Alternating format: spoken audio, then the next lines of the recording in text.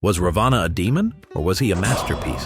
What I found blew my mind. Ravana wasn't broken. He was brilliant. Let me explain. Most people remember him as the villain, the demon king with 10 heads, the one who stole Sita and got destroyed by Rama. But did you know that's only half the story? Let me take you back. Before the war, before the abduction, before the chaos, there was a boy. His father was a sage, calm and wise. His mother, a Rakshasa queen, fierce and proud. The boy was half divine and half dark. They named him Ravana, and from the moment he could speak, he was curious and fierce, hungry, not for food, but for everything. He studied the Vedas, mastered music, wrote books on stars, medicine, war. They say his mind moved faster than the gods. Ravana didn't want to be better than the gods. He wanted meaning in his life. So he turned to the one force he respected, Shiva. Ravana sat in silence. No food, no sleep, no comfort. And when silence wasn't enough, he made an offering the gods couldn't ignore. He cut off his own heads, not out of madness, but devotion. Each head was a part of himself. One by one, he let them go. 10 times he bled. 10 times he sacrificed his ego. And when the last head fell, Shiva appeared, not to destroy him, but to reward him with power the world had never seen. That power made him a king. The golden Lanka rose was under his rule. There was no hunger, no poverty, no war. He wasn't cruel. He was a great king. But sometimes greatness comes with a price. The higher he rose, the more he forgot to be humble. Because something else grew inside Ravana. Not wisdom, not love, but pride. The kind that whispers, "I am untouchable. I am the story." But one day, something happened that changed everything. His sister, Shurpanakha, came back from the forest bleeding, her pride shattered, and her voice burning with shame.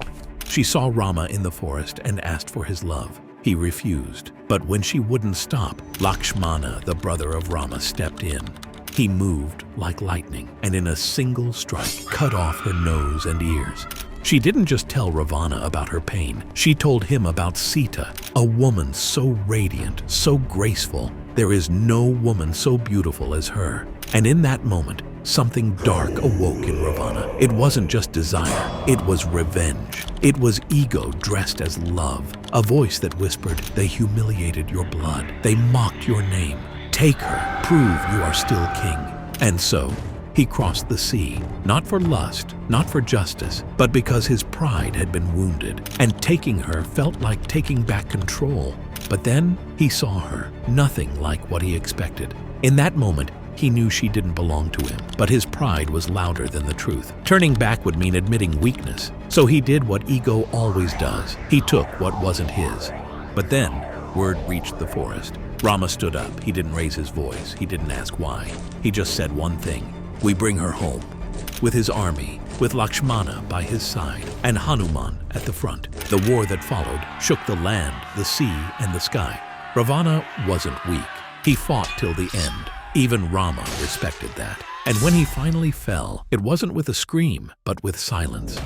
Eyes open, as if he knew this was always how it had to end. Because Ravana didn't lose to Rama, he lost to himself.